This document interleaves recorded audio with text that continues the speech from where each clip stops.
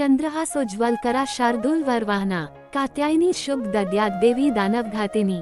नवरात्रि में छठे दिन मां कात्यायनी की पूजा की जाती है। इनकी उपासना और आराधना से भक्तों को बड़ी आसानी से अर्थ, धर्म, काम और मोक्ष चारों फलों की प्राप्ति होती है। उसके रोग, शोक, संताप और भय नष्ट हो जाते हैं। जन्मों के समस्त पाप भी नष्ट हो जाते हैं। इस देवी को नवरात्रि में छठे दिन पूजा जाता है। कात्या गोत्र में विश्व प्रसिद्ध महर्षि कात्यायन ने भगवती पराम्बा की उपासना की, कठिन तपस्या की। उनकी इच्छा थी कि उन्हें पुत्री प्राप्त हो।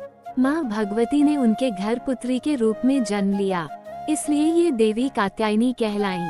इनका गुण शोध कार्य है, इसलिए इस वैज्ञानिक युग में कात्यायनी का महत्व सर्वाधिक हो जाता है।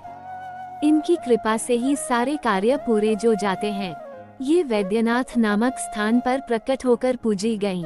माँ कात्यायनी अमोघ फलदायिनी हैं। भगवान कृष्ण को पति रूप में पाने के लिए ब्रज की गोपियों ने इन्हीं की पूजा की थी।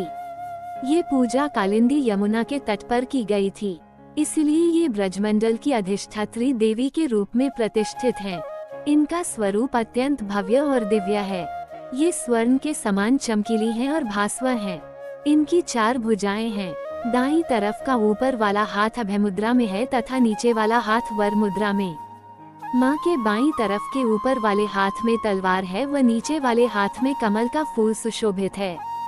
इनका वाहन भी सिंह है। इनकी उपासना और आराधना से भक्तों को बड़ी आसानी से अर्थ, धर्म, काम और मोक्ष चारों फलों की प्राप्ति होती है। भक्तों के रोग, शोक, संताप और भय नष्ट हो जाते हैं।